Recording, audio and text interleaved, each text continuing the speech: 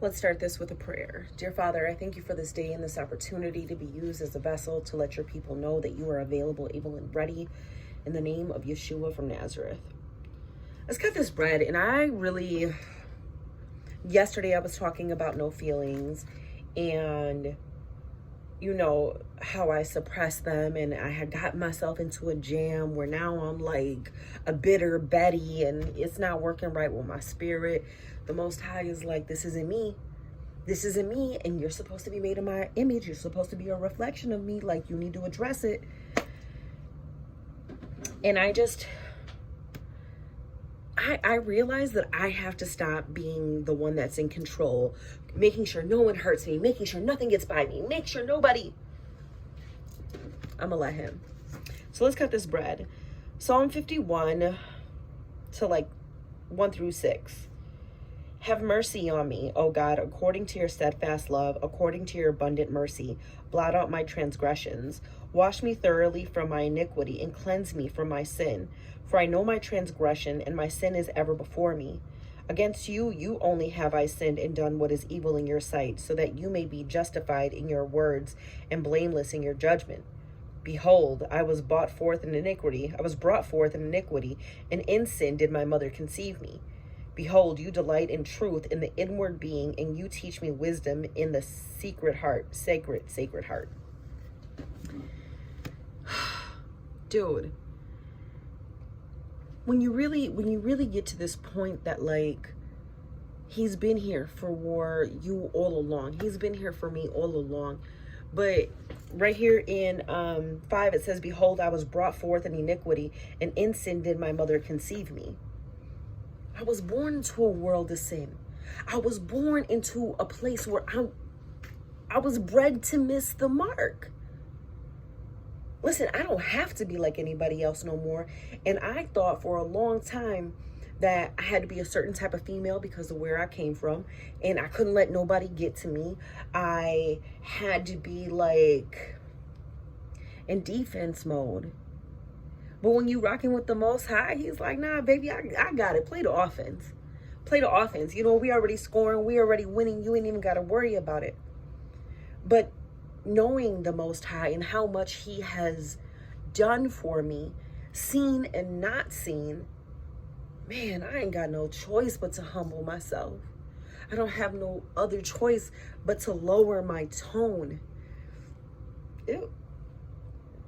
Man.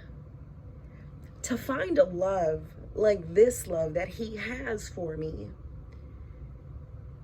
it gives me so much strength and confidence to move about in a world full of snakes. And we were having this conversation, me and the Most High, when I went grocery shopping at 2:00 in the morning the other day. And I'm driving past certain places and, we talking. And I'm just like, you've known all along. You've known all along who I am. You've known all along what I'm capable of.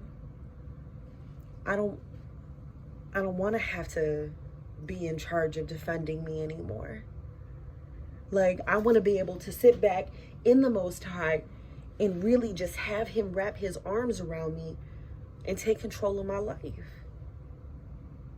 Now, I know that might sound crazy, but if you would have the type of relationship that I have with him, man, it's the only thing that saved me. And a lot of people might be like, oh, she religious. What about when I was dying? What about when I had low self-esteem? What about when I was on the verge of just giving up? Where was anybody then? Was anyone saying, oh my gosh, you could be stronger? Oh my gosh, you can do this without support? No, everybody has a commentary on a plate, but the only one that can judge me is the Most High. Now, in 2, it says, wash me thoroughly from my iniquity and cleanse me from my sin, for I know my transgressions, and my sin is ever before me. Against you, you only have I sinned and done what is evil in your sight, so that you may be justified in your words and blameless in your judgment. I need him to come and check me. I need him to examine me, to be like, look, you keeping something from me. You holding something back. I'm trying to move forward. I need you to recognize it. I need you to address it so I could pop up at it. Drop the pin and I head to your location. But you got to know where it's located. And these are talks that we have. I know that it's a lot of abandonment and neglect and abuse and misuse and, people not handling my heart the way they should have handled it, or even me handling my heart the way I should have handled it, because there's certain people I shouldn't entertain. I'm in this world, and when we having this talk and we're reminiscing, I'm telling him, like, I'm cold. I'm cold in a cold world. I'm in it, but I'm not of it. And I know how to move to where, I could fly under the radar. But he said, nah, I'm the one that's peeping you. You sin before me, not before anybody else. We need to address this. So when you're in this world, you are a true, definite reflection and representation of me. And that's really what it comes down to.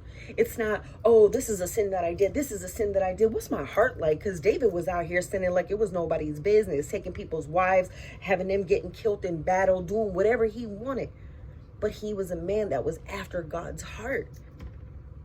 You think that only applies to David? I know that I don't have to sell myself short anymore. I know that my value is measured by something that is beyond space, time, and just existence. My value comes from above. It comes from him. I need him. I need him to show me who I am every single day. Have mercy on me, O God, according to your steadfast love, according to your abundant mercy, blot out my transgressions. You don't think God want to come through, give you his mercy, give you his grace, give you his love, if you would just be like accountable? Now, I don't know about you, but it's some things I didn't even know I had to be accountable for. And he was like, yeah, baby, you got to be accountable for everything. You need to stand 10 toes down and be like, okay, you was living that life, you were doing that, you were acting this way, now you're with me. You don't think none of that is left in you? Is it in your tone? Is it in your temperament? Is it in your teaching? This ain't that. I have an amazing Father who wants to see me win by any means necessary. And if he speaks it, there's nothing that can stop it. I know it's coming. I know it's on the way. I know that this is above me, beyond me, out of my reach, what he's called me to do. And even as far as like digging inside myself. But let me tell you, once you get to a point where you want to be held accountable in front of him, and you come before him and you're like, look, I need you to, what did David say? Wash me thoroughly from my iniquity and cleanse me from my sin. For I have transgressions and my sin is ever before me. Against you only have I sinned and done what is evil in your sight, so that you may be justified in your words and blameless in your judgment.